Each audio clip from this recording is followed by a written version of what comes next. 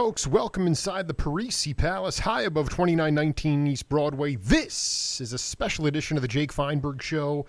Coming to you live on Power Talk. Please go to our website, powertalk.live. Download our free app and stream all of our live local programming, including Solomon on Blast, the Jim Parisi Show, and yours truly, the Jake Feinberg Show. We can't thank you enough for making us part of your day today. And last week I was on the phone with a dear friend of the program, Felix Cavallari. I said to him, I really need to keep growing here after 5 years and 500 guests. I need to keep stretching out. He said, well, I think I got some cats that might be interested in talking to you. And sure enough, he immediately connected me with my next guest, a prolific guitar player and singer for one of the greatest and most progressive rock and funk bands that this country has ever seen. Mark Farner, welcome to the Jake Feinberg Show. Thank you, Brother Jake. It is a great pleasure to be here with you. And Felix is one of my favorite people in this whole wide world, brother. Tell me why. Because he's real. He's not, a lot of the people in this business, they put the stage face on and they wear it all the time. He puts it on when he goes on stage, like I do. And then when he gets off, he's Felix, He's real. And such a tender-hearted guy. We need a lot more people like Felix in our planet, buddy. Why is it so hard to maintain your true self on the stage? I think part of it is you're always being told, "Oh, you're so great, you're so great, you're so." You hear this, 5,000 times in a week. When you're out on the road, people are telling you, and it seems to go to people's head. Early on now, you couldn't find a hat to fit my head when I was just first starting out, and I'm thinking, we're standing there. I'm 20 years old. My mother had to sign the contract, Jake, because I wasn't legally old enough, state of Michigan. So we're young guys, garage band out of Flint, Michigan, and I'm standing in front of 180,000 people in Atlanta, Georgia for our first gig. So it was big right from the get, and like I said, we're big, look at all it, and then when Capitol signed us and the records started selling, we sold out Chase Stadium faster than the Beatles. All that stuff kind of, puffed me up, but I got a good grip on it because I come from good stock, brother. My dad was a War II vet. He was a tank driver in the 7th Armored Division, and my mother, from Leachville, Arkansas, they moved to Flint, Michigan. The whole family moved up there to get jobs in the auto manufacturing, and she was the first female welder to weld on Sherman tanks, which were the type of tanks that my dad drove, and this was at Fisher Body in Flint, Michigan. So I come from good stock, and he was a fireman. He died when I was 9 years old, God rest his soul, but I got him in my heart, and that it's part of who I am. No, absolutely. I also wonder about it, like when you played a shitty show or you were just off, and fanatics, fans is short for fanatic, and the fans come up to you and say, "Yeah, it was so amazing, man. It was great," and you sucked, and you have to just sort of take it and deal with it. And I just think that doesn't necessarily lead to a big head without a hat size. That can lead to depression, drug abuse, and ultimately, really having a hard. I think the musician's life is a delicate balancing act once you reach a certain elevation. I really think it's a slippery slope. Absolutely. I agree 100%. I have to talk to you about something very, very seriously here because, I am not. Grand Funk would not be necessarily in my bag per se but as I've been listening to the stuff in the trio format, what's really remarkable to me is the idea of when I listen to some of your stretched out tunes, the bass drum is really not that prevalent in keeping the time. Whereas as the late 70s moved along into the 80s, the bass drum basically became like a machine gun. Right. Okay, if you really listen to Grand Funk Railroad, and we'll listen to some of it later, I want you to talk about the idea of really how you guys created space within your music as a trio sonically, and how you, on top of that, also increased your sound.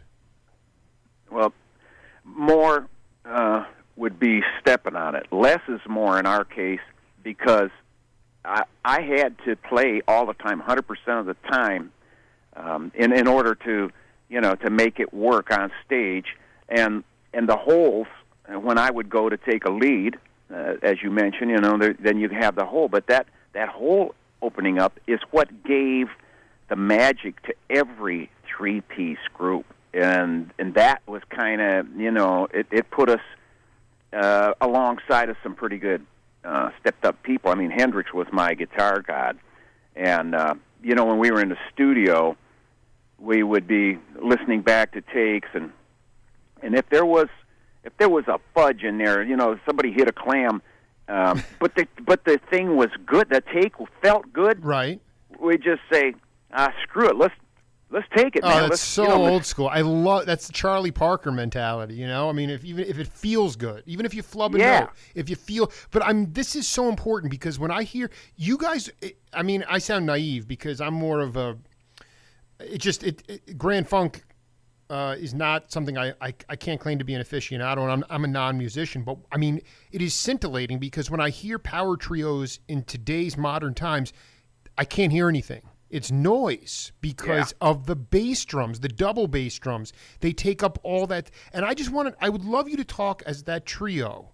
If you could talk about a seminal moment early in your career, either on the bandstand or just how you evolved to the point to create that space for that pocket for the notes to come. I think that it is so important in today's world. My two daughters, I'm 38 years old. They've had digital beats crunched into their ears for 2 decades. I need you to I could listen to Grand Funk all day. The bass drum is not keeping time. The time is being played on the cymbals. It's reminiscent of Tony Williams and, like you said, Buddy Miles. Yeah, and snare drum, Yeah, that's right. for the backbeat, 2 and 4. But with three pieces, when we discussed this, prior to this becoming a three-piece group, we had 5 pieces. I wasn't even playing, Jake. I was stand-up singer, front man, and we had a guitar player, bass player, keyboard player, and drums. But we got stranded out in Cape Cod. We were out doing some dates in the winter, and they put us in these summer cottages on Cape Cod, and then the worst snowstorm in history hit. I've been in those cottages. You're done. Oh yeah, you're not moving. No, and a little tiny space heater, Jake, just in the living room only. The pipes froze. Dude, we were crapping in paper bags that we walked up to East Sandwich, Massachusetts, and got. And then we would bury them in the snow. I would have hated to have been the guy doing spring cleanup. We had collected, boys from Michigan, we collected all these starfish and shells and things that we were going to take home. They were floating underneath these cottages in the little crawl space where, they froze in. It was bad. We were stranded, and 2 of these guys were married. And so when we got back to Michigan, of course, their wives were going through the roof, and they were threatening divorce and everything. I looked at Brewer, and I said, dude, we got to put a band together, and it doesn't have any women involved. Nobody's married, Exactly. Well, women really, it can be a cantankerous situation when you have a thriving touring band. Oh, most definitely. So that was our inspiration to get 3-piece and to go 3-piece, and then we were going to go up to Bay City to give these guys from the promotion company a piece of our mind because they stuck it to us, and we're sitting in the waiting room to get into this office, and it's a facility where they had several bands in there and stages and stuff. And somebody was rehearsing, and I said to Brewer, I said, listen to that bass player, dude. Whoever that is, they're playing the shit out of that thing, And so when they took a break, well, Mel Shocker, Grand Funk bass player, he stepped out, and I said, Mel, I can't believe that you in there, man. And I said, no wonder it's a good bass, because I played music with this guy before and jammed, and I really love this style. And then I told him, I said, Brewer and I are going to put together a 3-piece band. Would you be interested? He says, man, I am so ready to leave Question Mark and the Mysterians, who he's playing bass for at the time, and who we were listening to, through the wall. Yeah. He said, I will be there. So we started rehearsal the next week. And when we started, it was kind of strange without other instruments, just 3-piece. But Mel, he had this kind of a fuzzy sound. I said, man, if we could get that and capture that, we can, it'll push me. And I believe that we can get that under the music. And, of course, Terry Knight, the producer, he's also our manager, but he produced all that early stuff. And he put the bass in your face. He was the first guy. And, and Mel walked on stage and just go to the amplifier, and he'd just run his hand across the top of the knobs and turn everything to 10.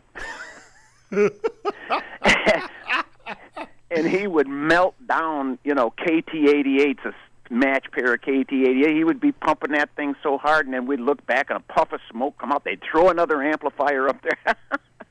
Oh, man, it was, that space that you're talking about, Jake, that's the fat of the song to me. Right. It really is.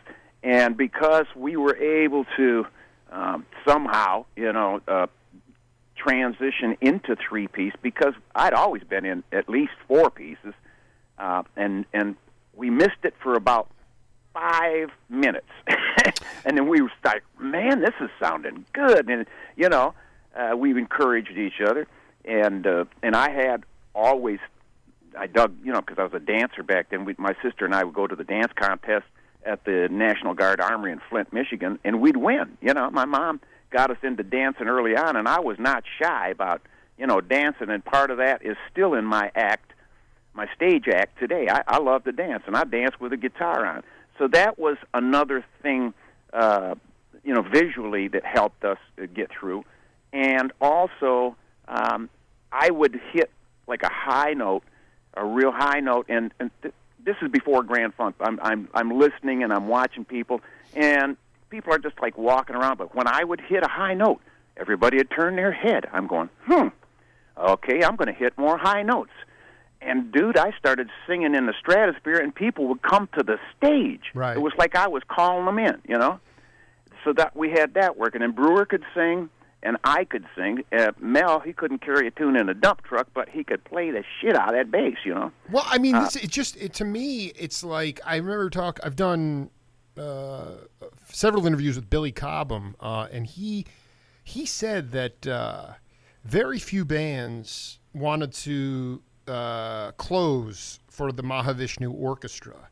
But I'm just trying to figure out, I mean, you guys seem to me like, what was the reception for you guys outside of the British invasion, the Jack Bruce and the others, and obviously the jazz that was going on? I mean, was there anybody around that was doing anything close or sophisticated insofar in a trio setting that you guys were doing?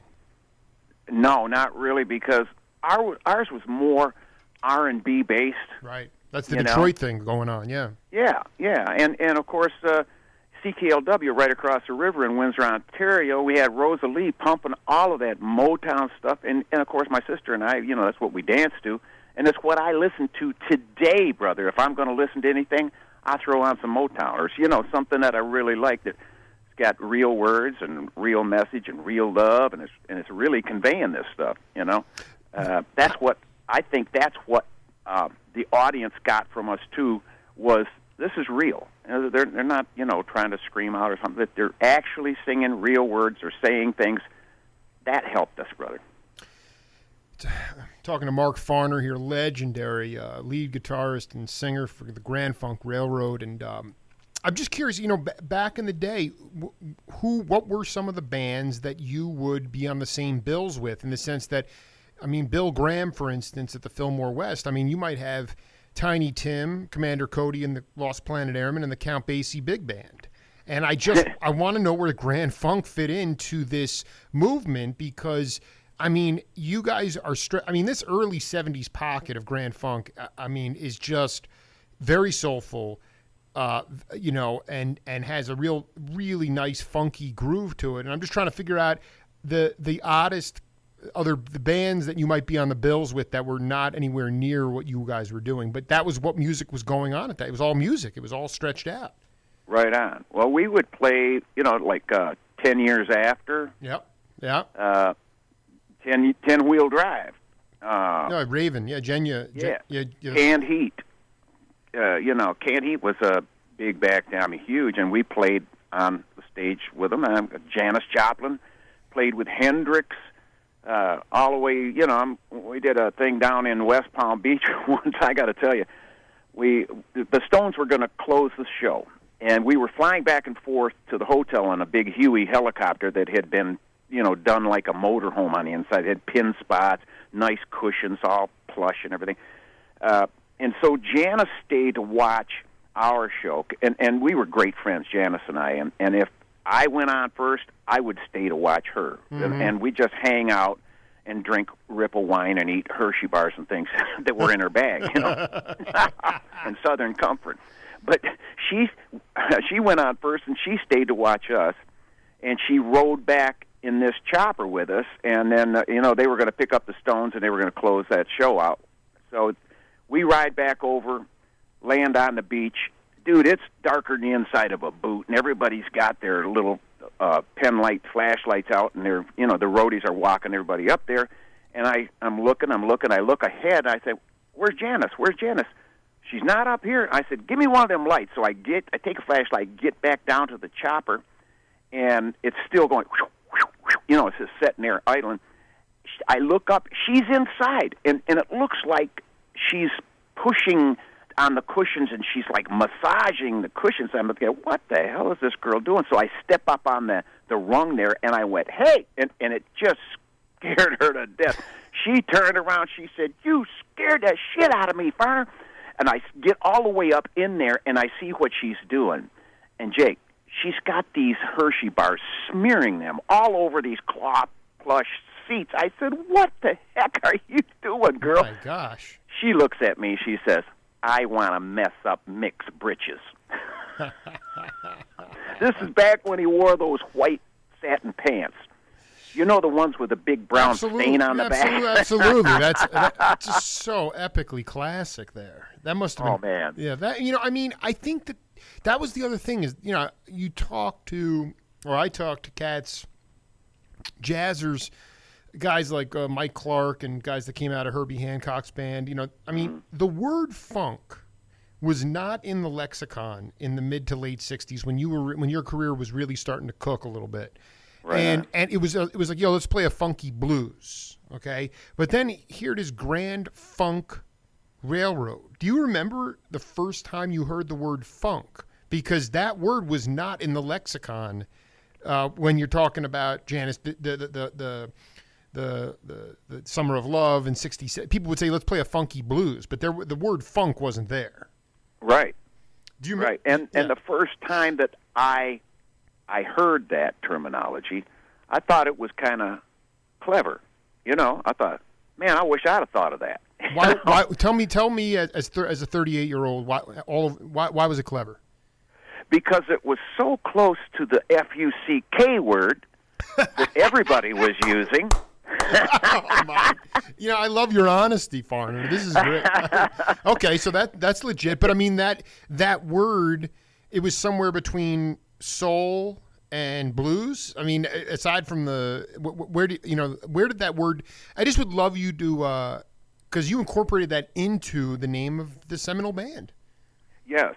Well, that was actually Terry Knight's doing, and there is a railway system that runs through Ontario, Canada, down through Michigan and into Ohio called Grand Trunk and Western. And wow.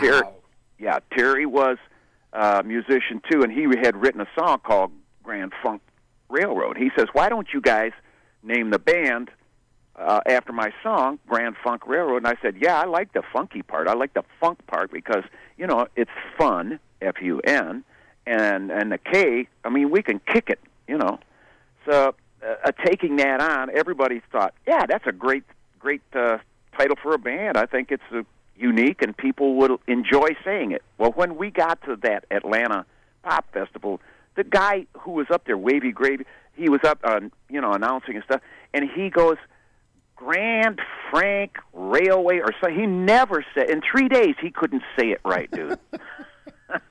I mean, he was either too stoned or just, couldn't put it together. But the people put it together, and they loved us, man. Did you, could you talk about, a lot of times I talk about, there's only two letters that separate magic and music, and I wanted you to talk about a time on the bandstand that you can remember when you left your physical body. Oh, yeah. Hyde Park. We were doing a free concert. There were 65,000 people in Hyde Park, and the English version of Biker Gang, Hell's Angel or whatever, come riding right up in front of the stage like they owned it, What was their name? I don't even know. Okay, it was an English version of the Hell's Angels. Yeah, and they came looking like the movies. Right. And that's, So, and at this time, there's no wireless. Everything's, you got a cord, and I had one of those, coil cords like a phone that the farther you go away from it, stretches out and comes back. Well, I had to put two of those 20-footers together to get around the stage and still be plugged in, and they had it duct taped to my guitar so it couldn't unplug. And there, at one point in the set, I'm doing a solo and throwing my guitar around and everything up in the air, and I throw the strap back down, and I run across the stage and jump and slide as I'm hitting this really high, fuzz tone note that's really tearing up. And I got my head back, my hair like this, and I didn't realize, but the lighting guy that day had put dance wax on that damn stage, dude. And when I hit that wax, I just kept going. I went off the front of the stage and land in front of these bikers.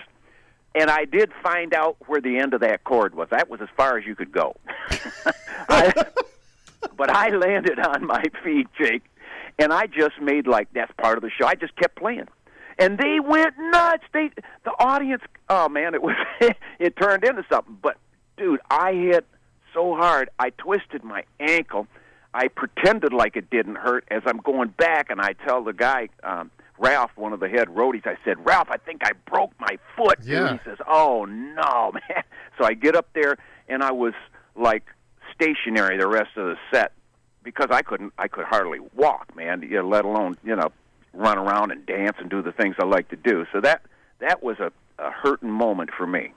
More to the point, I like to talk about the transcending qualities of music, and I was, so that was something where, what the stage wasn't properly set up, and you were hyped up and wound up getting physically hurt. But within that collective, when you guys were within when you guys would get lost in an improvisational jam, it's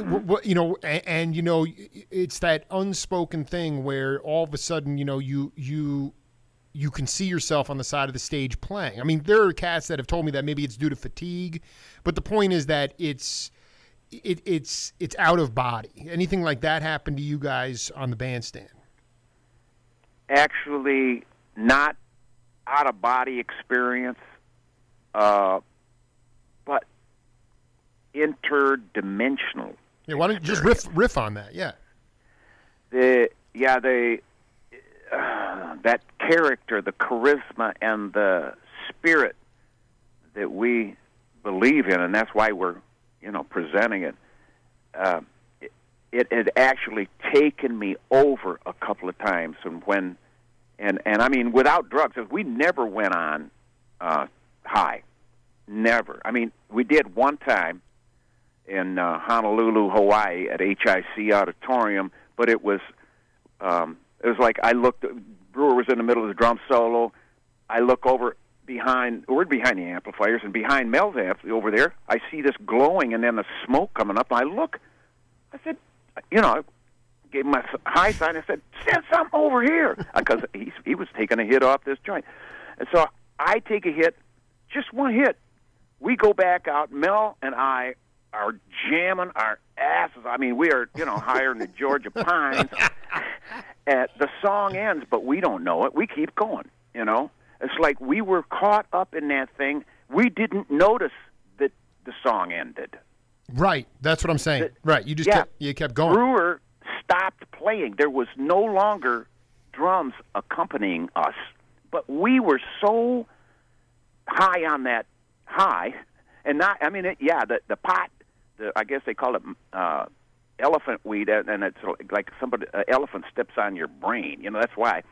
But that one poke, we swore after that we would never, and we didn't. We never went on high after that. But that took us into that area that you speak of, and that I relate to it because I get my songs from there, dude. It's a very close to the heart place. Well, that's what I want to. That's my show is about that. It's about true nature. It's about heart, fire, love. And what I'm trying to get at is, you talked about it before. It's the spirit. It's the inspiration. That's why you do it in the first place. Can you talk about a song that was generated from one of these I think you said interdimensional experiences? Yeah, as a matter of fact, Closer to Home, I'm Your Captain, yep, which became the anthem for all of our Vietnam veterans and has been an anthem for all of our soldiers, all of the troops.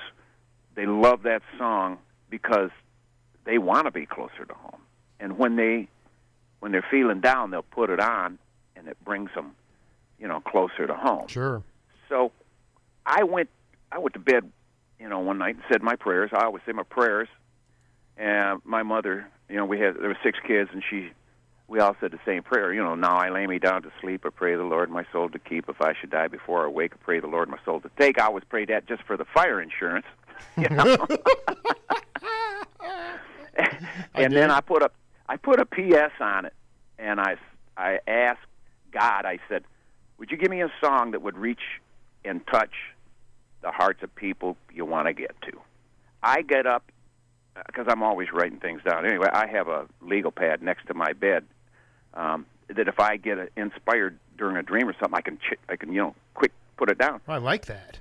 Well, I quick, 3 o'clock in the morning, I'm getting everybody listen to me and return me my ship.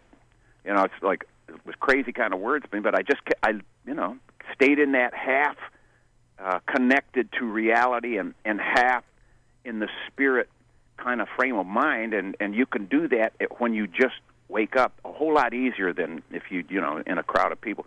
But I was real close to it, and then I just put the thing down, finished out my sleep, got up in the morning, I got my coffee on the table, I got my George Washburn, American-made Washburn guitar, flat top, and I'm in the kitchen, my feet up on the table, kick back. I'm looking at the horses out in the pasture, and I go, bum bop, bum bop, bum bop, doo doo doo doo. I'm like, man, that's pretty cool. And then I hit this da da da da da da, and the C, the structure of the C chord, I don't know where it came from. It just came, and I'd never heard that kind of inversion before, but it just had this, it had something that got into the middle of me, and I said, wow, that is very cool. And then I said, oh, man, maybe those words I wrote last night, maybe that's a song. So I go get the words, I bring them in, and it just came together. I took it to rehearsal that day, and both Don and Mel said, man, that song's a hit, Farner. I said, I prayed for that song, you guys. I said, the Creator gave me that song. Well, they ain't too much into that, but they believed it, And because that's where it come from, I never gave an explanation of those words because it is up to the individual. And this is, I think, Jake, where you can relate to this because you are in touch with it. Yeah. They did a poll back when, and they asked 100 different people to interpret what the song "Bridge Over Troubled Water" meant to them. They got 100 different, completely different variations of the explanation. You know why? No video, brother. imaginations were at work. Exactly. That's a huge part. Auditory, people's. Yes. That's what I was going to say to you. Is that was the other part I wanted you to talk about to younger cats out there that are listening worldwide. You know, where did you before Grand Funk? Can you talk about where your ears grew the most? Because we live in a very visual time now. Before then, you'd listen on the radio. Maybe you'd have a chance to practice while it was playing. There was no rewind button. You guys had huge ears. Where did your ears grow the most? In what setting? By myself. Not within a band. No. Okay. No. By myself, up in my bedroom.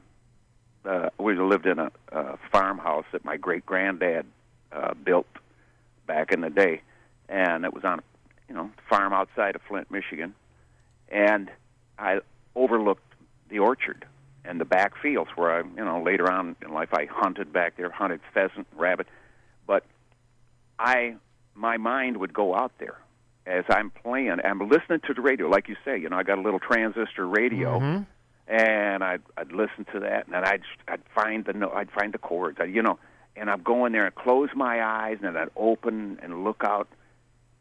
In the green, or if it was winter, even if I was inspired by looking out at the natural state of the continent I was looking at. My backyard that was a big for me. We had almost only 12 acres, but it was big. It was huge, and we had a stream that ran through the back end of it. And my imagination was so stimulated because I had spent my whole life running those woods and that stream and fishing and hunting golf balls to sell on the weekends because it went through a golf course before it went across our property. And so my buddies and I'd go down and get a bunch of golf balls out of the hole and go up and sell them and make some money. That was part of our whole getting by, putting gas money in. But this room that I had, it was inspirational. And I don't know if my granddad died in that. He did die in the house. I don't know if it was in that room. But it was very special, that room, to me, because it allowed me to get my head in that place, in that creative place. And this is without visual influence. I mean, we didn't have a television until I was like 9 years old. So my aunt would bring her 6 kids over, and my mother, 6 kids, all of us kids, would listen to the radio, dude. And you would sit there and listen to Flash Gordon or the Lone Ranger or the Creaking Door and eating popcorn, and you're just intent looking at that speaker and the little lit dial above it. We would just stare into that thing, and as the words were going by, our imagination was at work. And this really was what kindled my songwriting. It's where I go to get that stuff, as I said earlier. But I think it's hard to get to today because of the clutter that video has done to people's head. Well, there's a saturation of we're saturated with too much information. Mark, I want you to, because there are cats in Wisconsin, Michigan, Florida, where I am in Tucson, Arizona, and they're doing a heck of a job. There's a lot of great music going on. And the other thing, aside from being saturated with so much on YouTube, which kind of prevents people from seeking truly because everything's right at their fingertips. The other part of it is, I don't know if you deal with younger cats, but it's like they make great music, and then inevitably it's like, well, where's my platform? Where can I put this stuff? I mean, we don't have a music industry anymore. It's become it's become kind of a small business, and you can do everything on your own now. But in the past, I mean, Capitol. I just found this Grand Funk record, and it was pressed in it was. It's interesting the amount of pressings that were made overseas in Asia during World War II. I'm sorry, during Vietnam War. Yeah. All I'm saying is that was Capitol.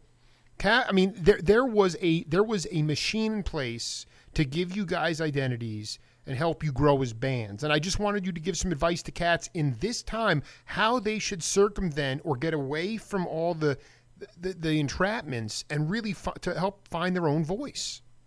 Yes, this is exactly what you have to do. As you mentioned, get away.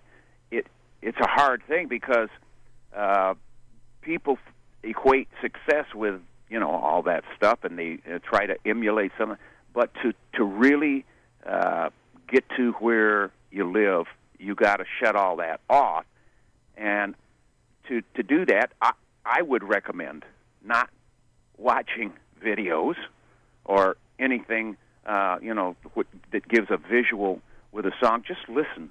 Go back and listen to some of the old music. Go back to your roots. Go back to some fundamental rock and roll, and just try to put yourself in the middle of that with that incentive to make your mark, but in a way that doesn't necessarily need a video explanation to it, or where they embellish so much with the video, and it's just with computer generated shit that's impossible to do. Let's put some reality, some of your real heart, some of your real feelings, what you really want to say to the world, without any visual aids, and then I believe these musicians, the young musicians, can go to their heart. It's there, brother. Let me ask you, though, you brought up an interesting point. When I talk to a lot of jazzers, they talk about people not going back far enough in the lineage. For instance, they might, or even in rock, maybe a cat today is learning a shuffle beat from a Toto record, when in fact they should be going farther back to Fats Domino records. How far back should they go? Because some cats go back to Grand Funk Railroad, but you say go back farther. Where should they go?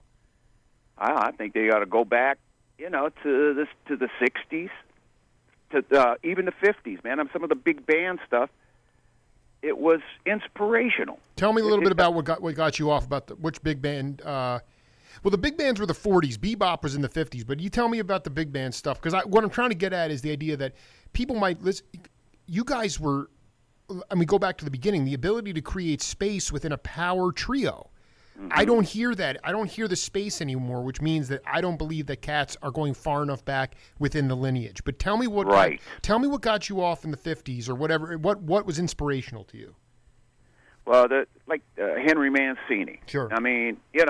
That I loved the way he put stuff together and the arrangements, and I know why jazz cats they'll take off and they'll take on this take you on a journey, but they always come back to one. And yeah, that was my next question. You go ahead. Yeah, go ahead. But I think that because I listened to in the early days of Ella Fitzgerald and that. I mean, there was the voice was calling. Even and I know Gladys Knight from Gladys Knight and the Pips that she had that special thing.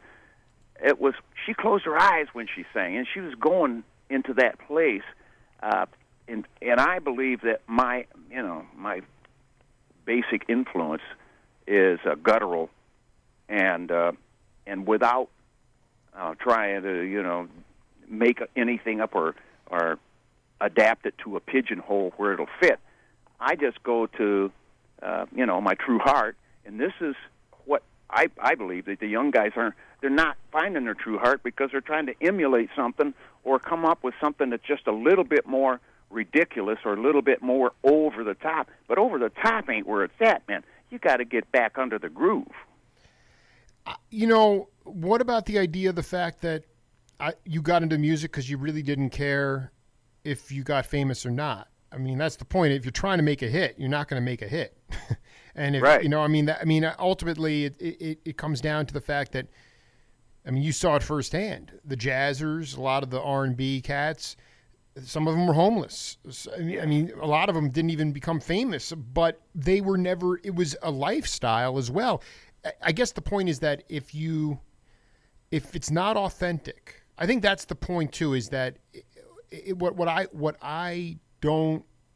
bothers me about not just music in our current climate, but just in general in the socio-political paradigm, and with regular peeps too, they don't seem to grasp authenticity or what is truth. How did you how did you find truth in your existence? I just speaking personally, I think it's important because, like you said, we have all the technology now. Someone could go into a studio and they have 30,000 Twitter followers and they're beautiful and they sing and they sound terrible and they say to the engineer, "How did I sound?" He said, "Terrible, but come up, we can fix it." But that's not authentic, okay? That doesn't even mean you're a good artist. So how 100%. Can you the search for truth, even though we have more resources today, is harder than ever. Riff on that. Well, I agree 100% with that, and the challenge is to be able to block that stuff out of your ears and out of your eyes. So how do you do that? Well, I do it going back to, like what I said, listening to some of my old music. I go back to, brother, this is what I do. My mother got me 6 guitar lessons and rented a flat-top K guitar for my 15th birthday because I hurt myself playing football, fractured the finger, and I had water on the knee. Doctor said I couldn't play football or run track, and I was brokenhearted because, I lived to hear my name called out on that loudspeaker. That was Farner, number 66 in on the tackle. Man, I love that shit. Dude, I would be prancing across at the old Tiger Stadium, definitely. But that guitar teacher taught me just very simple stuff, and taught me to cut my fingernails and taught me how to tune the guitar and taught me a couple of little grooves before he blew his foot off with a 12-gauge shotgun, and I couldn't get the rest of my lessons because he just told my mother, have him go watch the guys in the high school band because he's picking up by sight very, very good. Interesting. Yeah, and so I did. I was kind of like self-taught, but my friends showed me chords, and, of course, I could sing back then, and I would stand up and sing the music, Johnny Be Good and, all the stuff, the dances, but my guitar cord went to the handle on the amplifier, and it kind of ran over the back. It really wasn't plugged in. I was just pretending that I was making those chords, but then when I got good enough, dude, they plugged me in. I will never forget that. That was like the made. I came up, and now I'm one of the guys. But the finding inside of myself had to come, from digging, and it wasn't inspired by what I was seeing. It was inspired, by what I was hearing. Because back then, dude, we didn't have any MTV. There was no video. I mean, outside of what Ed Sullivan, No, I mean that was the beginning of the Beatles. I mean, there's no doubt about it. I mean, and you guys had less resources, and really, I just think imagination was key. Well, Amen. Amen. And I think, buddy. And part of my show is one of the L's of my show is life, and when I talk about life, I mean overcoming adversity. And I would love if you could share with the audience about a time in your career or just in your life when you were really fighting it, and ultimately how you overcame it and how it made you stronger. Well, like I said, my dad died when I was 9 years old, and I always kind of looked for a dad in other, grown-up men, looking for the dad character. Sure. Not necessarily my dad, but just a dad, somebody that could be a dad, Absolutely. It was missing. So that was part of the unique makeup of my life and the experiences that led me to be able to, relate in song to people and to go deep into the heart and try to get this out. Some of the times that I'm writing, or back when I was in the 3-piece group, some of the songs that I would get, I would be in tears, dude. I mean, seriously. But it was all about this internal spirit that kept, drawing me and kept gnawing at my gut. And then when I would get close to it, I would just well up and be emotional. But a hard time that I got through was when the band broke up in '76. Don, the drummer, came into the studio one day at a rehearsal and says, "Guys, I got to find something more stable to do with my life. It's over. I'm over this shit," and walked out. That was pretty tough. I went, "You're kidding me, man!" And then, when I found out he wasn't, I got on the horn and I just called my brother. I called a bass player I knew up in Flint. I called a drummer. I said, let's put a band together because I got to do some shows. This can't be the end of it. I got a family. I got payments. I got things I got to get done, and we can't let this thing stall out.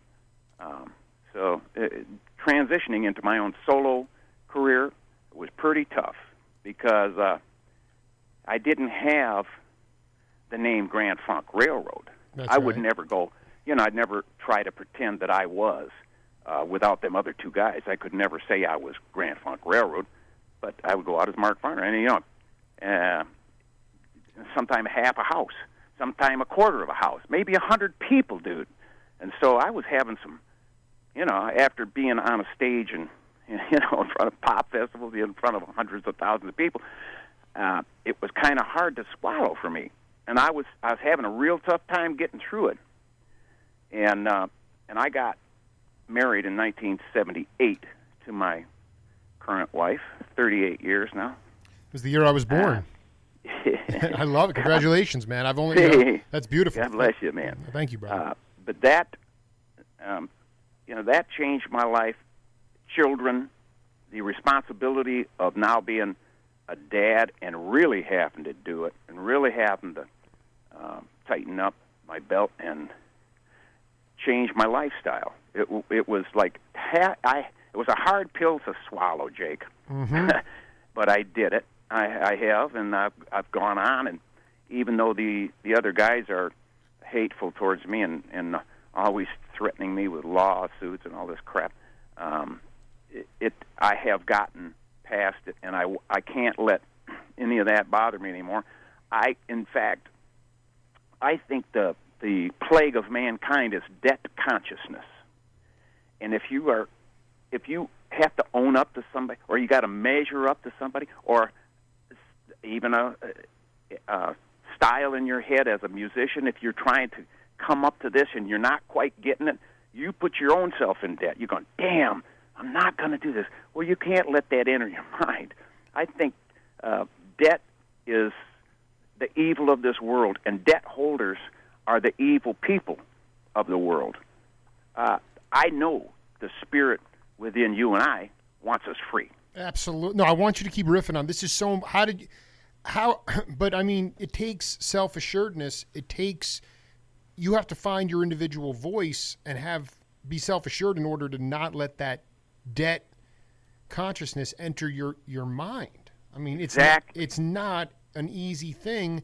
I mean, I got my daughter talking about it with, she's in my older daughter in 5th grade, and she's talking about this one girl who she's always sparring with, very competitive. I said, well, you listen, either and she's in 5th grade, she's insecure, she doesn't understand why the girl's picking on her. I said, listen, you can either go one of two ways. I mean, either tell her how you feel, or deflect it with humor, but ultimately it's like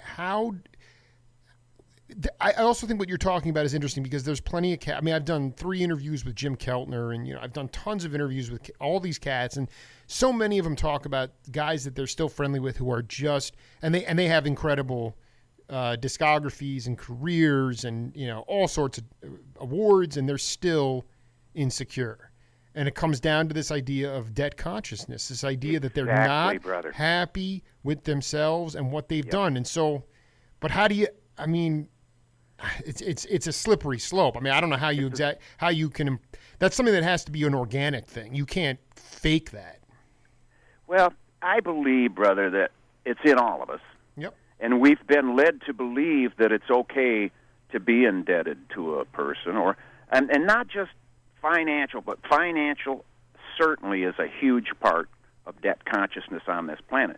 But what about if you don't fulfill the expectations of another person, especially if it's a family person, and they put you on the shit list, and everybody starts treating you because they done called everybody, and they got everybody on their side now, and you are in shit creek. That's right. No paddle. I dig. This is a personal revelation, my friend. It has to be you and your Creator. The kingdom of heaven is within each of us. I love it. I tell you. I love it. And this is our freedom. When we find our way back to the original blueprint and bypass all the other bullshit that got dumped into our life, every situation we had to compromise just to make somebody else happy. I mean, this all is a strike against us. This all it piles weights and puts anchors on our soul. It's time to get out the chain cutters and cut those anchors loose. And I pray, and I still, to this day, I have to consult with the Creator every day and say, show me where another one is so I can cut the chain. Because my debt went way back. I'm 68 years old, and I had a lot of shit dumped into my life. But I have learned a way through it. I have learned a way out of it. And I identify that debt, that is what keeps us from really telling a person what we feel about them, the truth about what we feel. And so we have to stuff that. And this four-letter word, DEBT, can ruin a person's life if they allow it to. But just think about this, Brother Jake, that these things that we speak of today, of the imagination, that's where debt lives, dude, because we have to imagine it. I mean, show me a box of that shit. Go to the drugstore, get a box of that, or back a dump truck up and dump some in my yard. I want to wade through this. I want to really get familiar with it. You know? No, it's imaginative. And why do you think stress is like the killer? Because, people get freaked out. Their imagination. I know a guy that in my town here, he shot himself because he owed the Infernal Revenue Service $45,000. He took his life. He was indebted in his own mind, and he allowed that. It's always somebody trying to put it on you, but you have to stake the claim for your soul, and your heart is yours. You can't lead with your head no more. You got to stick your heart out front and follow that. But the reality is that. So when you go in the backyard, you wanted the dump truck of that goodness, of that spirit, and here's the thing: it's not quantifiable, right? There's no way to put a number on it, and we are. No. I mean, in truth, when Grand Funk started out, the cost of living and minimum wage totally kept up. I mean, you could live a life. Yes. And people are crushed under the weight of literal monetary debt. And we've gotten into a situation where, the greed factor has really taken over, and people now, they say, well, what's the point of using my imagination? I just need to make a lot of money. To me, that's where the rubber meets the road. It's finding a balance between survival, supporting your family, but ultimately feeding yourself. The spirit is the currency, Farner. Absolutely, brother. And we can't live over in that other side. We have to involve ourselves to make the money, but we can't stay in that world. We got to learn how to separate ourselves from that and learn our true identity and stay with that and just fake it when you go in. and that's about, putting it real simple terms. I'm going to read you a quote. You remember the tenor sax player Charles Lloyd? No. He was very prolific around the time you were coming up, and I want to read you what he said. I transcribed this quote. He said, "I'm someone who's always trying to go forward. What's important for me to know is that I can find some new notes and new experiences from my life to share with the listener. I don't like to talk anymore. I just want to play music. It's your life story. It's about finding that one note that will answer all the notes. I haven't found it yet, so I'm still on that quest. I hear a sound in my mind that I'm always moving towards." Are you still searching for new notes? Oh, yeah. Yeah. I have the key. I've opened the door. our memory and our past experiences clutter the way to our heart, and this is a lot of yeah, you're right. A lot of people don't really realize that the first step is to forgive yourself. Before you can forgive anybody, you have to let yourself off the hook. And if you do that, you make a move in the right direction, because I think we're all some pretty nice little shits down in here. Right. At heart. And it's just our reaction and our response and having to retreat and to, from instances that we have been faced with in life and hide, away from the hurt. But, that all that does is complicate and multiply those obstacles that are keeping you from your heart. And like the brother saying about the one note, I always thought, man, if there was, the world could be saved with just one guitar and one song, saying the truth, speaking the truth from the heart. That it is the most powerful medicine for mankind, and it seems like, man, we're doing everything in the world to avoid it.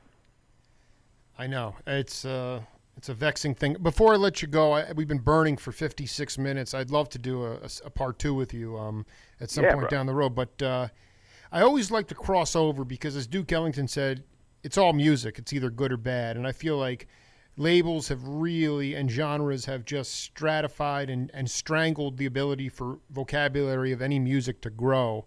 Either you're a rock drummer or you're this or you're this, but I do like to talk to cats like yourself. But can you talk about a seminal experience? I mean, in Detroit, you literally had Elvin Jones, Kenny Burrell, Donald Byrd.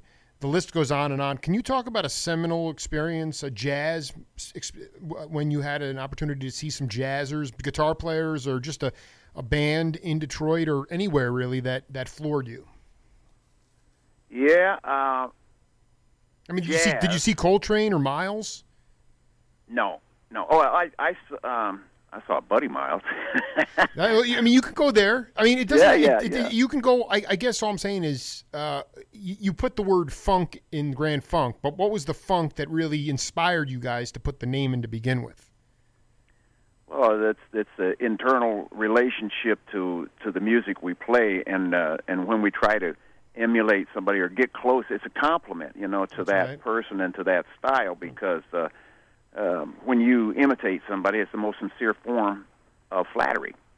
It's just like the English band. They said it was an English, British invasion, but that British invasion happened with the Federal Reserve Act, man. It wasn't with no bands. The bands that come over here and play sing in American English, brother. So tell me what invasion happened. Everybody sings like we talk. Even the Aussies. I mean, if they're going to make successful rock and roll, they're going to sing like Americans, and I think that needs to be part of the point. But the moment that you speak of, I think, seminal moment of, I was in Puerto Rico, and we were doing some shows with Joan Jett. Oh. And we played some baseball stadiums. We did like 3 different nights in 3 different baseball stadiums, because they're really huge into baseball down in Puerto Rico. And we went after the 3rd night. Joan and I were hanging out together. We go to this jazz club, and my God, oh boy, we were on a journey. These cats were they were tighter than the bark on a birch tree. Serious.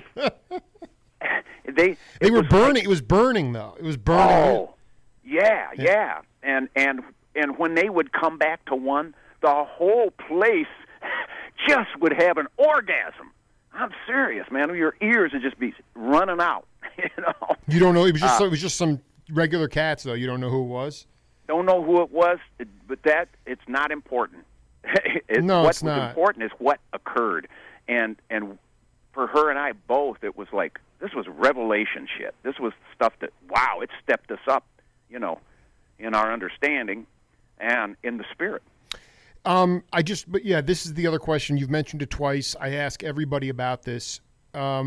the concept of when you get into a free psychedelic improvisational jam, can you talk about the concept in your mind, like you just talked about, that any note can be the one, ultimately? That when if everybody's on the same page, it all comes back around again, and any note can be the one. I love talking to you guys about that. You guys you have huge ears. You saw all different types of music before it was all labeled, and I mean, I'm not saying that you were the Grateful Dead, okay, right. but I know for a fact in your live shows there were times where all of you guys got lost. And so can you just talk about the idea of how the concept of your belief on whether you believe it or not that any note can be the one? Well, yes, and the experience that we have together, it's got to be a unified effort, and everybody's head is in the same place, going, lent to the same spirit, and even though you've played these songs before, even though you're right in the middle of this song that you've done 5,000 times, there's something unique that's occurring, and you look across the stage, and everybody's caught in it. The band is caught in it. It's like, wow, okay, yeah, here it comes. It's like, oh, my God, are we going to go to heaven now? It's like, serious, dude, is this the freaking rapture? What is this shit? But it feels so good. Yes, but it seems back, when it's happened, the harder you look for it, it evaporates. It goes away. You can't look for it with your understanding. You have to look for it with your untouched spirit, with your unscathed soul. That's where it flows. And anything else that ever distracted you in life is completely gone. You're in a place that is